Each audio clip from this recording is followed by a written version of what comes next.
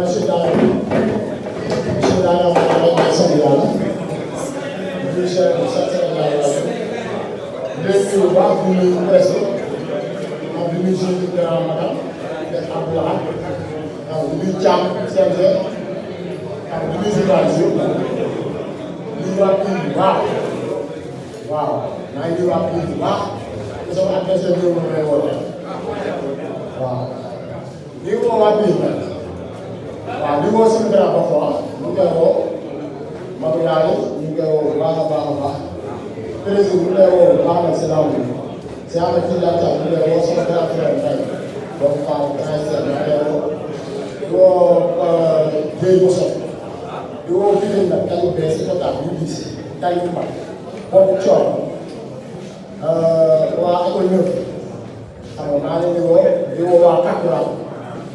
di woo waa Bouy Bidil di woo Bidil yëpp parce que man doomu Bidil la keroog ma am benn bu ñëw seet si ma mu ma Ndiaga lan moo tax yow ma nekk mu góor ba pare affaire yi demee nii ma ne loolu sant yàlla parce que ay samay ndaw la nekk si lamb yi te mun naa ni comme bëri sans suñu am ñoom ba génn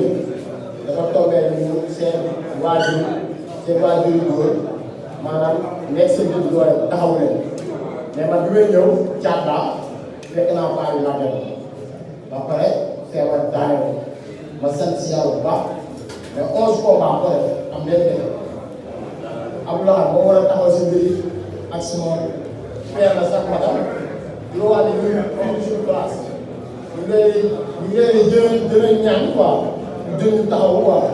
parce que dañuy indi li gars yi di si esat rek la ñuy indi ndax ñu maanaam tuuti bu ma faa dugg tuuti mbëri te loolu si boole loolu ñu nekk di ñaanal soog suma grand frère leen si yàlla dafa leen nangu li ñu yëpp yàlla may leen jàmm parce que ñu ñëpp la wax ñu balaay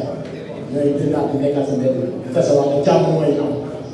donc 14 nag maa ngi waa Pikine yëpp waa Thioub waa dem wala naa journaliste yi nag maa ngi leen di bëgg parce que lamb bu yegg see fii non ñoom nañ ci part bu rëy